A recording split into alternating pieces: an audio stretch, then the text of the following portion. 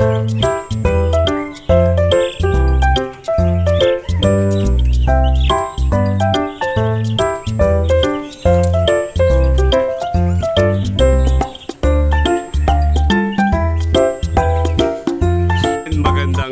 po sa inyong mga ka-farmer. Let's go farming na po.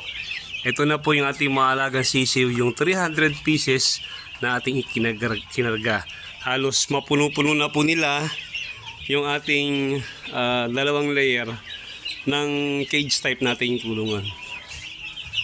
Napakadali pong mag-brooding sa ganitong klaseng kulungan.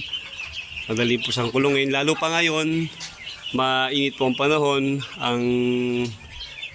Ang temperature po dito sa Lucena ay nasa 32 degrees. Kaya ang mga sisiw po, ang kailangan niya may 32 degrees. Tapos naikulong pa natin sila sa isang ganyang kulungan, kaya halos 33. Iba nga po hinihingal pa.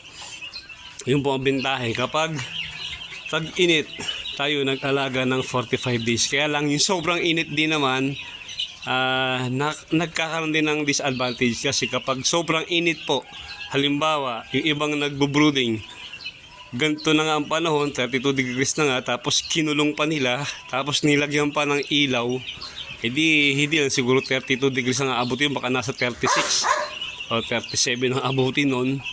Ang tendency po nun, ang mga sisiw ay inom po ng inom ng tubig, kasi siyempre gagaling yung naturalesa nila, kailangan nilang minum tubig kasi mainit ang panahon. Hindi po ang disadvantage pag sobrang init ng panahon. Tsaka usually hindi sila gaano nakakakain kasi puro inom po ang ginagawa nila kapag mainit, pag sobrang init ng kanilang lagayan.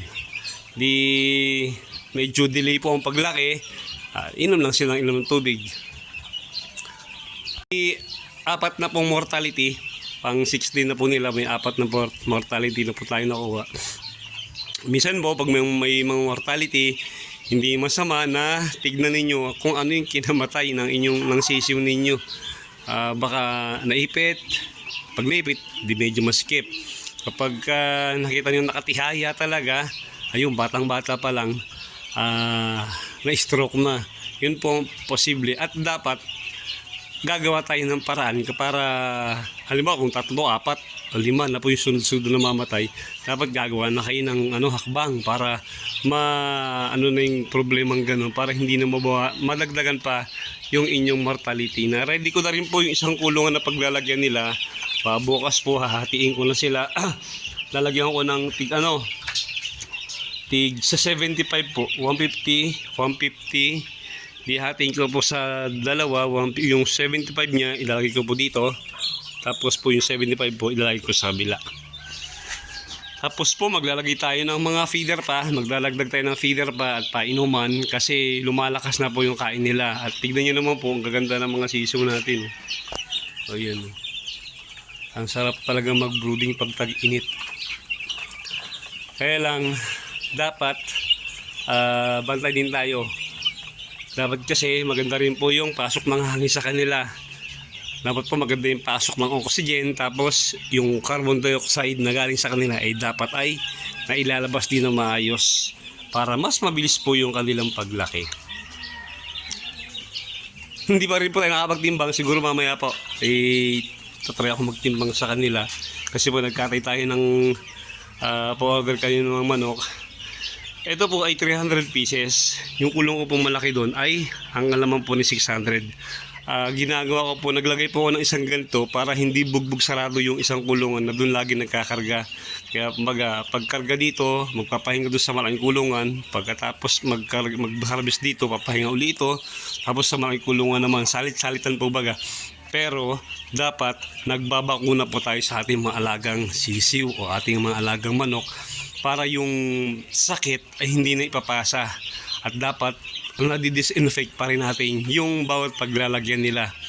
Dapat mataas yung kanilang immune system, malakas yung kanilang immune system, para di sila basta-basta tatamaan ng mga sakit na nasa paligid lang, na handang dumapo sa kanila kapag sila ay mababa ang resistensya o mahina ang immune system. Ganun po ang mga bakterya, iniintay lang nila yung mga alaga natin na manghina or pag under stress. Kapag na-stress na maigi yan, papasok na yung mga sakit, ayun, problema na po tayo. Kaya mahalaga po na i-maintain natin yung kalinisan, yung tamang pasok ng hangin, yung malinis na pagkain, at yung malinis na inumin. Yan muna po sa araw na ito. Marami pong salamat sa inyo. Halos mapuno-puno na po yung bawat layer natin, kaya kailangan natin bawas at ilipat sa kabila. May pera po sa 45 days, may pera po sa mag-farming, tsagaan lang po talaga. Maraming salamat po sa mga bagong subscriber. Mabuhay po kayo. Happy farming po.